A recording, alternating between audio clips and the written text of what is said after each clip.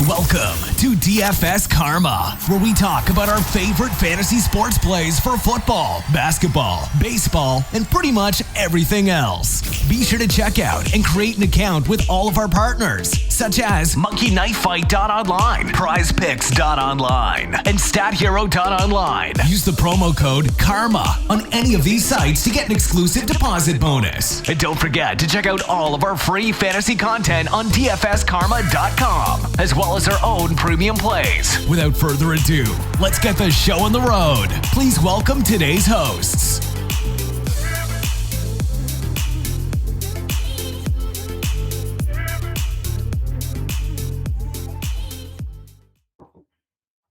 Yo, what is up, Karma Nation? Thanks for joining us on another edition of the Teeing It Up podcast. We have a big one this week. It's the Players Championship at TPC Sawgrass, coming off yet another wild weekend and a Sunday where the leader going in actually held on to it. I think that was the first time, and I don't know, it feels like 2 months where the guy actually held the position. Winds were crazy this past weekend. We'll get into that a little bit.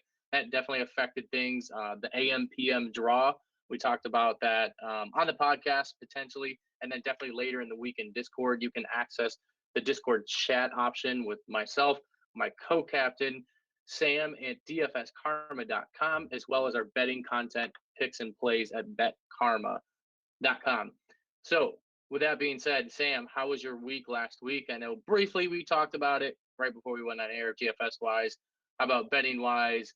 And then also, what was your takeaways in the tournament? And then what's your initial thoughts going into TPC Sawgrass? For us, we're doing a Monday podcast, a little bit different because we need the content out there. I mean, this is a great tournament this week, and your article in specific, Sam, will be dropping in the next day.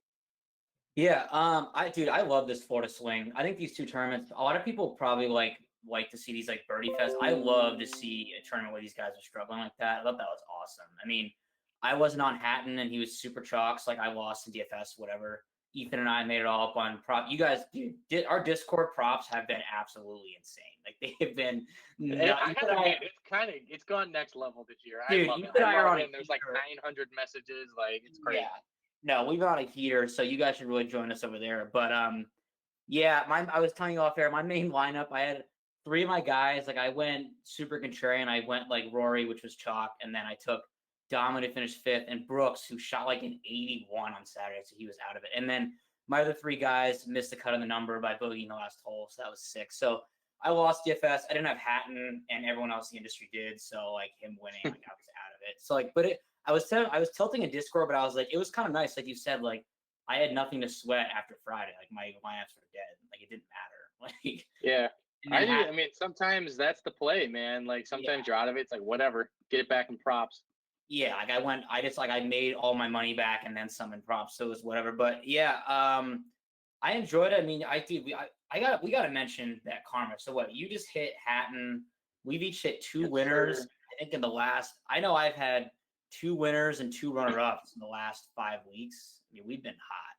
This is not, for the record, anyone listening, this is not going to continue. I promise you. I mean, let's call it for what it's worth, right? We're very heavy, yourself, myself, the rest of the crew at DFSKarma.com, very heavy in NFL DFS.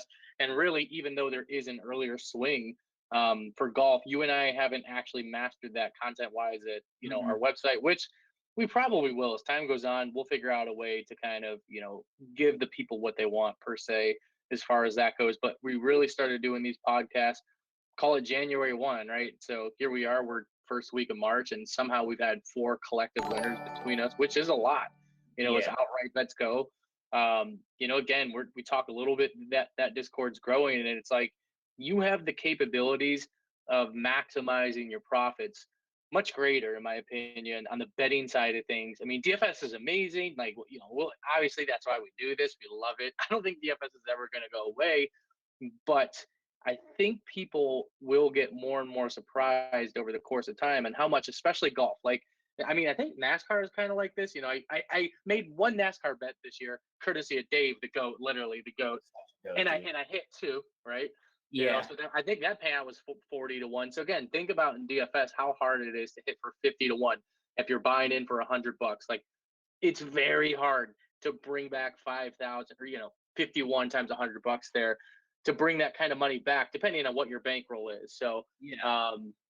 there's But that. dude, in betting and props, I mean, you can you're not rooting against people, which is nice. It's Right. you can all root for the Everybody same. wins. Yeah, exactly. So I just want to mention that. Yeah, I'm excited for this week. I mean, we don't even go over the course that much. I mean, everyone knows this plays. I mean, it's a classic Pete Dye course. If you use our South Fantasy National, you can sort by the Pete Dye courses, which I think is super helpful. Some guys just play these because his design style is he just is tricked up. Everything's kind of never what it seems. He's really fast screens, but I don't know. I think course history is kind of important here. I think because it's in March now, it plays a little easier. The only thing I will say is this year I was reading up this morning, and they said there's been almost no rain over there, and so these greens should be pretty quick. I mean, last week guys just could not hold the greens. I mean, that and the wind, they just got destroyed. But I don't think it'll be like that.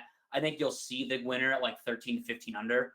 But I do think, I mean, there is just so much trouble lurking. There's 14 holes of water. There's 90 bunkers on this thing. So it sounds kind of weird, a course like this, but you have to have guys who can scramble for sure. I mean, yeah, if you go in the water, you can still probably save par on some of these holes, but I mean, you're going to miss these greens because they're so small. So I think there's a premium on birdies as well as saving par. No, that's a good takeaway. It's something I was looking back in my notes is simply this is your typical one of the best shot shaping type courses out there. You've got to be unbelievable with your approach, not only in form, but theoretically, just over your long term, right? I saw you say something in Discord today. I got pretty busy, but I was scrolling through, and you made a good point saying it really doesn't matter what they've done recently. I feel like this is one of those events where guys are just going to kind of show up on who they are over the long term, more often than not. So we kind of know some of who these golfers are, and some I just don't think fit. Pete Dye is a great way to look at it as well. So there's that as well. Course history, I definitely agree. This is one of those I'll look a little bit more.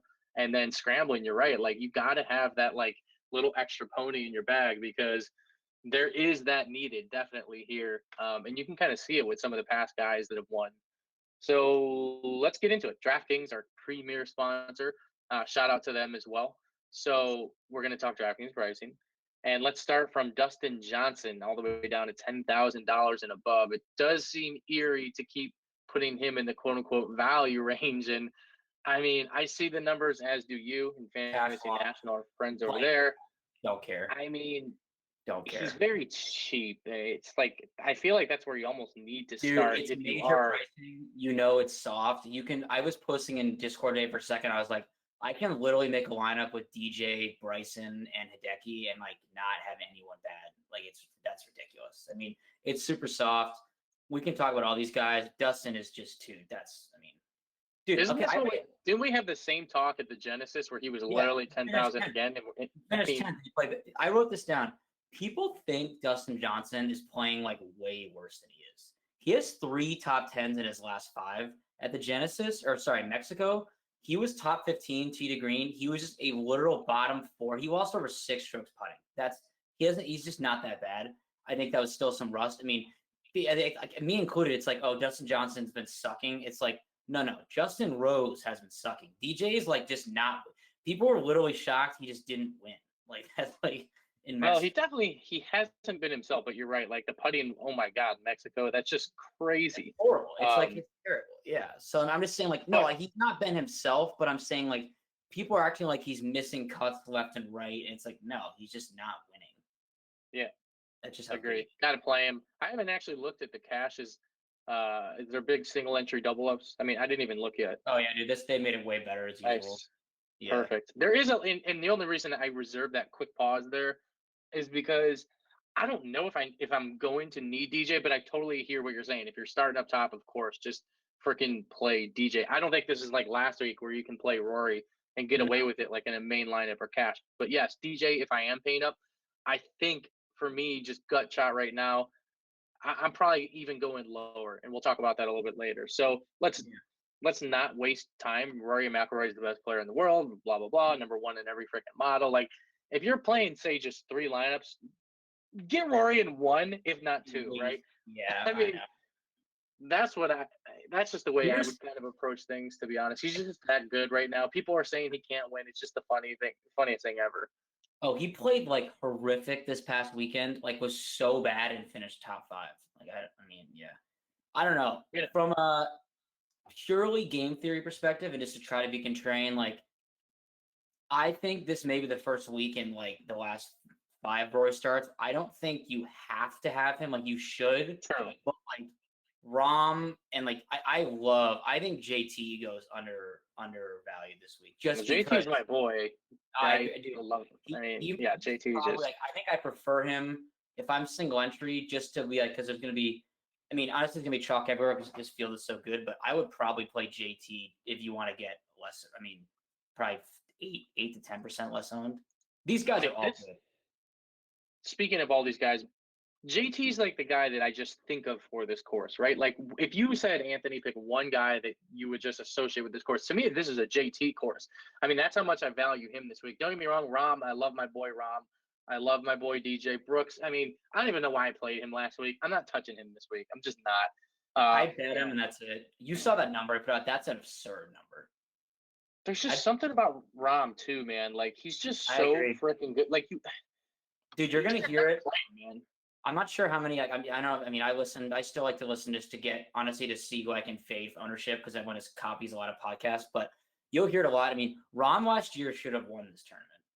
I'm not sure if you remember. Like he like went against his caddy and tried to like go for the green out of the bunker and like snapped in the water, which was so dumb. And then he kind of like fell apart. He absolutely should have won this tournament, like without a doubt. So he finished 12th, but that's not very telling for how close he was. So. And he's gotten less price. So I like all of them. Again, you're splitting hairs. I agree with you. I probably won't play Brooks. He even said himself, he's like, yeah, I won't play shit. And I'm like, yeah, dude. Fuck him.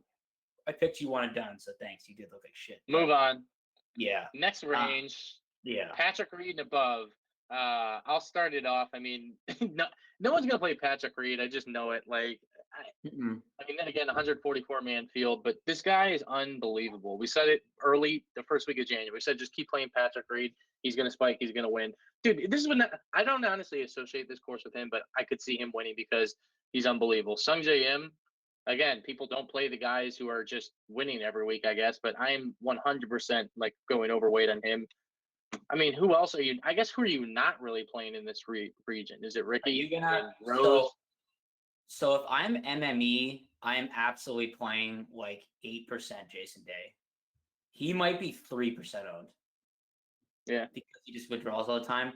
I'm gonna play probably 20. I'm not gonna play him in those, but I'm just saying like if you want someone who probably has the best course history of anyone here, and since he just withdrew, no one's gonna play Jason Day. I agree with that. And you're right. You don't need to go too much on him, especially if he's lower. I love Woodland. I think this is a Woodland course. He can hit that stinger. You don't really need to hit driver. Like it doesn't. I mean, like Webb won this, and he sucks off the tee. So I like them. I'll just say, the chalk is going to be Bryson Webb, and for good reason. I'm playing Bryson like for 100. He looks so good. He might win, honestly. The chalk is going to be Hideki. So the chalk so far is going to be a combination of JT, potentially DJ. I don't know if people are going to get scared about DJ's stats, but it should be DJ. I think Bryson's going to be the highest on the slate. Bryson's just too cheap. I don't know why he's only 9,100. I mean, the guy should be in the upper nines at this point. Like Cantley should be a little bit low. I love Cantley, but I think he's actually priced pretty appropriately. Scott's probably priced where he should be. He hasn't been playing because he had surgery. I don't even want to talk about Alexander Schauffele. Like, I just don't want to talk about him. I'll let everyone else keep playing him. He came in third here last year, didn't he, or second? No, that was the year before. No, the year before. Last year's when I took him one and done, and he missed the cut because he's an ass. Yeah. I don't know. I guess the guys I'm most interested here, I'm excited to let Paul Casey burn me again, but I already bet him, so I might full fade. You remember last year he was a mega chalk and he made like a 12. Yeah, I was tilting so hard in that hole. I don't rarely go so overweight on a middle tier guy, and I made that mistake, and that's when I had another call to Jesus there, and do not go mega overweight on mid tier guy, and that ruined my whole week last week. Yeah, I think one guy, I'm just a sucker. I don't know. The sentiment is that Ricky sucks and is off. He's gained an approach in his last 3 events. He just hasn't been quite himself. I have him at 9% owned. He's going to be more than that because he's Ricky Fowler, but he's not going to be super chalk like he always is. Agreed. I like him as a contrarian play, but I don't. fine. He's gonna win. I'm not playing him. I'm probably not playing Justin Rose. I'll probably not play. How monitor? I like. Dude, Rose looks so bad. I'm not playing Tony Finau, even though he's my good Whoa, dearest friend. whoa, Yeah, whoa, this whoa. isn't a Finau course. Whoa. Man. What's his record here? I guarantee it's not good. Prove me wrong. Does Tony Finau do well here? No, he doesn't. Well, I mean, I never played Tony Finau. He went miscut, 57th, set 22nd. Listen, I'm the Finau whisperer. I can assure you, don't play him this week. Like this is not a Finau course. He doesn't. I feel like he's just. This isn't him, dude. Like he's not iron guy. You know what I mean? Like he's not going to put it in the right spots. I don't even think Tony Finau. I think so. I don't care. Nobody's going to play Louis. I always like playing Louis because nobody plays him. He's kind of like the Jason Day effect. Dude, he looks so bad. Does he? Dude, he finished 50th in Mexico and gained like 100 strokes putting. Like that was insane. I've never seen anything like it. I gotta check this out. Well, Henrik, what about Henrik? No, he looked terrible. I don't care if he's chalky. I'm sick of not whenever I don't play Morikawa. I knew you were gonna bring this up like this. Now you probably cursed it and jinxed it. I mean, bro, that's fine, dude. I gotta just say this. Like, I'm trying to we do a good job on our podcast of like some of the conviction stuff. Right now, to summarize to this point, for me it's Hideki. For me it's Bryson, like you said. For me it's JT. These are strong conviction plays that I'm gonna be really overweight on. And another one is Colin Morikawa. Like I'm not playing him again. I mean, now that you're playing him, it's probably gonna go off the rails. But this guy is way too good. This dude is gonna be 9K next year, I think. I mean, I think he's gonna be. I think this guy is gonna be 10K. You heard it here first. Put the asterisk on this podcast. I think he's gonna be a 10K type player in the next year on a consistent basis. If he can figure out his putter, bro. Oh, I know, dude. Dude, he honestly I don't think he's going to. I'm just saying it wouldn't be outlandish to say he could contend for a major like this year. He's so good. He's so good with his irons. This is a Morikawa freaking course. This is the course he can win if he putts. And you're right. You mentioned earlier, I got to admit, the short game does scare me from a winning perspective. But again, this is mostly a DFS podcast. We'll talk bets a bit here at the end. But Morikawa at 7,900, get out of town. Yeah, this dude is a lock. Speaking of locks, everybody's favorite Pete Dye specialist, Matt Kuchar, always priced. Why is he always 7,800? Every major big event, he's 7,800. I don't know what it is. I'm gonna play him in cash and just move on. I don't care. I mean, dude, he should be priced at 8,500. I mean, he should be at least. Let's just put him at 9, so you have to think about it. It's at this price, you just kind of put him in. It's he'll finish 14th, and it's whatever. I don't think he's been doing well, but again, it's freaking Kuchar. Even when you don't think he's doing well, the dude just shows up in top 10s because again, that's what he does, right? He scrambles. I don't know, dude. I mean, this is one of the few courses he's actually won at, so I don't know. This right below, let's start getting below the lock of the century of Morikawa, in Kuchar here. This is when things really start to get interesting. Let's go from Shane Lowry down to, I guess, 7,000. We can go down to 7,000 actually, and we'll kind of dice up that range. But again, are you doing it? Are you playing speed at 7,700? I mean, I'm 100% going overweight on speeds at 7,700. There's no doubt about it. But I'm not playing him in a main lineup. I'm not playing him in. I haven't even looked because this DraftKings. No offense, guys. I know we're partners and you're sponsors of ours, but dude, what's up with the 3 max tournaments this year? Where'd they all go? Terrible. I mean, are they just literally forcing us to the betting machine, which is fine. I love it, but yeah, I miss max. I know max tournaments, dude. That was my thing, and they're still there. And I do still dabble, but the problem for me is in my bankroll. It's there's nothing there. I can't even play below $5, and then it gets up to a $20 big deal, right? I feel like I'm wasting time making 3 main lineups. But again, if I'm making 3, they put the same 3 max they have for NFL. Perfect, just do it. They will fill. Trust me, they will fill, dude. It's not a problem. So again, if there was that big sexy 3 max, which again I think you said isn't there, I would probably for sure this week play Spieth in one of them. So then you'd have 33% ownership in a strong 3-man. If you're I mean, let's just say his exposure, let's just say his what, 5%? I don't know. Is it going to get to 10? Maybe, because he's pretty cheap. I would probably go double. I mean, I'd consider triple, but I would go double this week for sure. Can I read off some of Spieth's stats? Out of 144 people, so bad. 138th in strokes gained ball striking. He is, I mean, 134th in greens in regulation. He did gain 6 strokes putting last in Mexico. I know, dude. When he had that insane Sunday Pebble round when everyone else shot 80, he shot 65. Let me just give you this analysis, right? You can laugh at it if you think it's bad, but you questioned Kevin Na last week. Kevin Na didn't finish. Oh, dude, I'm playing Kevin Na. Kevin. Yeah, I do. I like Kevin Na. The reason why I like to play certain guys like this is because the whole DFS bubble that is really sharp. The guys that are on the podcast, the guys doing content, and the communities, are actually getting smarter too. I feel like we're so laser focused at looking into stats, which is probably the correct thing, right? We're doing it too process oriented. But I feel like we are neglecting certain things revolving around the putter. And I feel like everybody makes fun of the fact if a guy is so good with ball striking, blah, blah, blah, approach, but he can't putt. But we're never really talking about the other way around. Like, there are guys that are just kind of good with their putter. And like Kevin Na, like last week, I really was doing that just as a pivot around some of the other chalk. I knew nobody would own Kevin Na. And frankly, he was kind of in the hunt until, everybody imploded Saturday, but he still made the cut and everything. But dude, he just stays hot with his putter. He's got a decent enough approach game. I'm not saying Spieth is Kevin Na. He should be better than him, but it's kind of like the same analysis. He could be on fire with his putter, and he could have an okay week with his irons, I mean, it's not much to ask for the price tag. Well, I don't even dislike Spieth like people do, and I don't think his career is dead, but I don't know what he's doing. He just it's bad right now. It's crazy to me. How about this take though?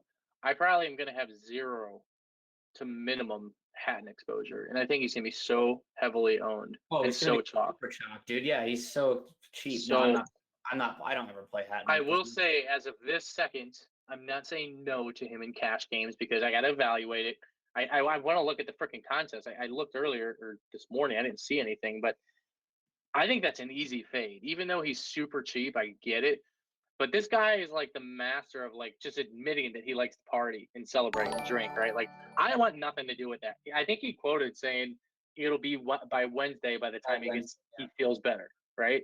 Yeah, I'm not playing that guy in my main lineup, and I'll just go in 20 lineups. I'll go even to the field, or maybe even less. If he's 15% owned, I'll go 8, right? I'll have him in a couple lineups, but I'll probably go under. Oh, 0, dude. I mean, his last 3 starts here, 41st miscut. Dude, I'd rather play Scotty Scheffler and fucking Mark Leishman in the same area, right? Those dudes are balling. I'm playing Leishman Leishman is playing so well. Yeah, I'm gonna bet kind of a baller. Yeah, he's looked good. Holy crap! Yeah, I'm looking at his approach game is unbelievable. That is a really good bet. Yeah, I mean, for a guy in this price range, you don't really see that. Jordan Spieth's complete opposite, and they're priced the same. I'm not playing Bubba again. I went down with that sword last week. Poulter's pretty safe. He plays pretty well here. What happened to him last week? I really considered playing him, and I ultimately backed out. But 32nd. Yeah, he played well. Poulter. Fine. Yeah. Gonna be chalk, but I'm gonna play. Dude, Daniel Berger really is playing well. I was wrong about him. He's 7,200. That's way too cheap. What is the industry on him already? Is he? I mean, I know he's playing well recently. But... I mean, it's 3 straight top 10s. I mean, he plays well in Florida. I don't know. That's just. Oh, he is. He's hitting well with his irons. He's putting really well, though, bro. I mean, that price is just bad, in my opinion. He's made 4 straight cuts here. I mean, it's not that great, but at 7,200, you get to a point where you don't need him to come top 10. So I guess I would rather have him than Hatton. Yeah, that's what I would. I mean, also no one's gonna own him, but I'm gonna play Sned. No one's gonna play him. I had a good epiphany with him. I saw on a commercial him walking in. I was like, I probably should play him next week because no one will. So that's how I do my hashtag analysis sometimes. Dude, these are the guys. Okay, I read an article. So the top 4 DK scores last year were all under 7,300 or 71. In 2018, the top 7 DK scores were under 73. That's ridiculous. There's guys like there's so much chalk that misses at this tournament. You have to get these guys right, and that's why I'm going to play a guy who's definitely going to miss a cut, and that's going to be Shez Reavie at 7,100. You're gonna play some Chezzy? Yeah, dude, I always play Chez. Chezzy used to be he used to be my ATM machine. Dude, Kevin Na, like I never play Kevin Na because I can't stand him, but like game approach in his last 5 of 6, tee to green in his last 4 to 6, like you're saying, he played pretty well. Like I'm playing some Kevin Na, and I can't wait for him to miss the cut. You know what I started evaluating? I know it is early to even make this comment, but I am taking notes of this, and this is why I ultimately went in on Kevin Na. Kevin Na didn't move the needle at the end of the day, but we keep talking about him. But I noticed he was like top 10 in FedEx Cup points, and I was like, dude, Kevin Na he at the end of the day, Kevin Na is a little baller, bro. Like, you know him. He's looking at those things. I mean, dude, everybody eyes that up. And if you're top 10 going into the Masters and you can go on a run for 4 to 6 weeks, you put yourself in a really good position for essentially the playoffs, right? So that's things that are creeping into my mind slowly. He just plays. He just never really realized like how he's playing, like because no one really cares about Kevin Na. I mean, I don't know. I mean, you take his last 7 starts. I mean, he has 3 finishes that are 17th or better, 2 missed cuts, but I mean, only 7,000 doesn't do that much. FYI to all Abraham Answer supporters, I was just looking at his stats while you were talking, and a little bit worse than I thought. And I think he's going to be kind of popular too at 7,200. I mean, rightfully so, I guess. But I don't know if I'd go there in cash games for any of these cheap guys we're talking about. Like right now, it's like I do like Matt Fitzpatrick a lot. I tend to play him more often than not. I think you make fun of me for that, but I like Fitzpatrick a lot. He doesn't have good history here, which is kind of concerning. He's not very good. Like that, if he was good, he'd have better. In my opinion, though, he's safe. I mean, I feel like he's safer than you think. Yeah, you think that, but then you see like he'll hit like 3 balls in the water. Yeah.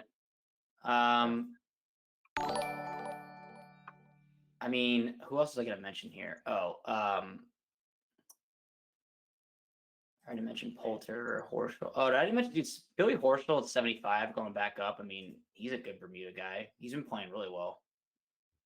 Billy Hull, he's going to fall in that like weird category with, we talked about Hatton. We talked about a couple of these other guys, Berger, Answer. I mean, he's kind of stuck in that range where people are going to just quickly go past him, and I agree with you. He's like 7,500.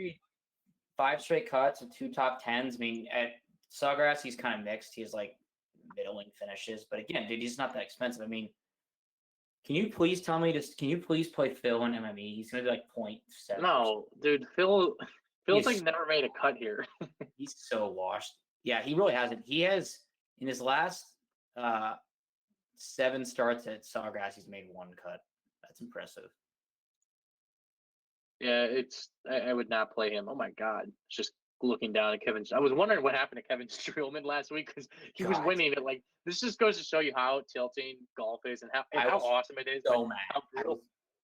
I felt like Kevin Streelman was like running away with the tournament, and he didn't even make the cut. Like, how does that even happen? Second hole, dude, he put 2 balls in the water. I was like, "What are you doing? He made a quad."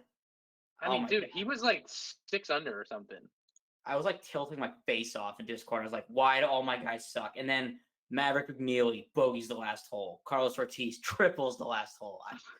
I hate. No one's gonna play Carlos Ortiz this week, and he's another guy in that range. Makes a lot of birdies. He's kind of hiding with all those other guys. It's a bunch of like guys that nobody wants to click on. Dude, your guy Harris English. Nobody's gonna click his name. He's never like made a cut here, I feel like, in his life.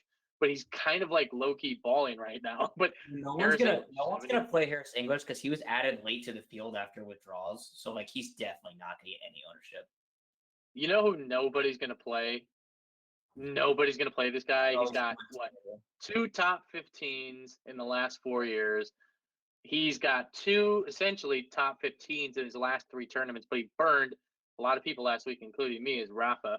7,100. Nobody's gonna play Rafa. Literally, you want to win $1 million? I mean, Rafa could easily be in the winning lineup, no doubt. He could, but he's just not that good. I've decided. Wiesberger's right there, freaking 7,100. Dude, I feel like Rafa's upside may be the least of anyone. Yeah, probably. He's so plain. It's just like, okay, Rafa made like 2 birdies in the day and 2 bogeys even. It's like sick. Name this player. 3 top 6s in the last 5 years. I'm going to be 1% owned. Maybe a 0.5%. You say Keegan Bradley, I'm going to lose my mind. No. Francesco. Oh my God. Yeah, right, dude. 3 top 5s in the last 5 years. How crazy not only is is that? he washed, he's now like has like a back injury. He's definitely lost. I thought you said washed. I was like, whoa, he ain't washed. Oh, no. He'll come back. No, I did say Molinari will come back. He'll be back. It is just maybe crazy. Molinari just wasn't that good. I mean, he had a pretty historical run. You can't really ever knock him at this point. Dude. All right, let's go to the fun zone, right? We're getting towards the end of the podcast here. Start thinking about the bets that we're going to talk about as well, because I think you already made yours. I didn't even start looking, but I need to make at least 3 or 4. I got a guy, he's probably going to be, I don't want to call him chalk because he's, I'm the president of the society, but Joel Damon got some FaceTime on Sunday. I was a little bit pissed about it late because now everybody's going to want to play him. However, I don't think people play Dom the way that I play him or you play him. So I think he's going to be lower owned than we think. And we joke about it and we laugh about it. But Joel Diamond, dude, this is a Diamond course, right? Like, I almost want to play him in my main lineup this week just because it'll be a little bit different, right? We're always looking for just a little bit different because 3 of your guys are going to be freaking, 20% owned. And he's got a lot of upside and he scores a lot, right? So, I don't know. He's going to keep it in play. He's going to be accurate. He's right now in his last 24 rounds, he's 8th in opportunities gained. That's huge. He's 5th in fairways gained. He's going to keep it accurate. He's 3rd in bogey avoidance. If he didn't suck at putting, he'd be really good. Yeah, he'd be really good. Dude, I'll probably play him in cash, honestly. And everyone, dude, I mean, here's the thing. I have him at 10% owned. That's not quote unquote chalk, but it's just nervous when you get to a 6,000 guy who's 10% owned. But I like him. I'll do it. I mean, I think the other chalk guy will obviously be Max Homa, who's playing out of his mind. I probably won't play Max Homa, but he is playing really well, so I wouldn't blame anyone. He is. He definitely is playing way beyond better than I thought he would ever be. But I would rather play Diamond and I think there's going to be more ownership on Homa just because of kind of how popular he is in social way. Favorite guy in this range, I thought about betting him as a huge long shot, 250 to 1. I did bet him top 20. Russell Henley, 6,400. The Bulldog. He gained over 10 strokes on approach at Honda. He just could not do anything else. I mean, he kind of used to be good. He's won the Shell, I think, twice. But yeah, I mean, he's finished 17th, 8th in his last 2. He's gained 10 strokes, like I said, on approach to the Honda. His best surface is Bermuda. I mean, I'm just saying, for 6,400, I might play him in my main lineup. It's a guy who's 3% owned. You ain't playing him in your main lineup. Come on now. Well, I said I might. I probably won't, but maybe I will just to spite you so I can lose money again. I don't know, dude. I mean, I have him as 30th in ball striking, 13th in my approach range, 6th in bogey avoidance. He's pretty solid for that price. By the way, since we only have a few listeners left at this portion of the podcast, thank you. I mean, Sam, I got to admit, man, I'm having the best year I've ever had in PGA DFS. I mean, call it a little bit of luck, bro, but it's honestly mind-boggling because I have tried MME more on a consistent basis. I've always done it in the past. It's very sporadic, and that hasn't gone well, right? So my main lineup in cash has literally carried me every week. It's been definitely fun, and I feel bad because you kind of gotten screwed a little bit. I feel on multiple occasions. But I think it's because my 2 bets NFL season was so good that my PGA season is just I'm just regressing to the mean. But any other names down here? I mean, real quick, we got a couple minutes, then we'll kind of go to the bets. I mean, I'll just rapid fire. I am going to take a look at Kevin Streelman because, again, this is a Streelman course. Although, never mind, dude. 6 missed cuts in the last 7 years. I might have to reevaluate that. What course isn't a Streelman course, though? Yeah, that was very tilting to see him bounce out. I mean, it was 3x. That blew up my day, but I don't hold it against him. Still love that. That was 3x on him in MME, and I thought it was looking really good having one of those low-owned guys kind of high on. Anybody else down here? I mean, you mentioned Jimmy Walker, Zach Johnson, 6K. I mean, I'll make a Zach Johnson lineup. Why not, right? I mean, you got to make a few. I'll have 0% Zach Johnson. He's terrible. Yeah, dude, Jimmy Walker, I mean, he came runner up here 2 years ago. He's playing okay. I mean, I'm saying 6,000. I mean, the guy's like won a major. I mean, he has 2 top 25s in his last 2 starts at least. I don't know. Bro, play some Sun Kang. Play some Sun Kang. He's 6,700, 6,400. The dude just is like lingering every tournament right now. Same with Danny Lee. What you say you're like a member of like the Joel Dominant. Like I literally started the Sun Kang fan club. Like I play him every week. You did start. I remember seeing you writing about him a lot. There was one time I played Sun Kang in cash when he won, and people were like, "What is going on with this guy's lineup?" Yeah, who is this guy? It's insane. All right, well, let's get to the betting portion. So you've already made some bets. While you're pulling that up, and run through some of your bets real quick. I'm going to look through the board. I have not made any bets, but I can tell you I will be. So I want to look at some that I like. Yeah, I mentioned on the pod. I mean, I bet Brooks with a number. I mean, 40-1. That's just absurd. I mean, I think he might be down to like 33. That's still 40-1.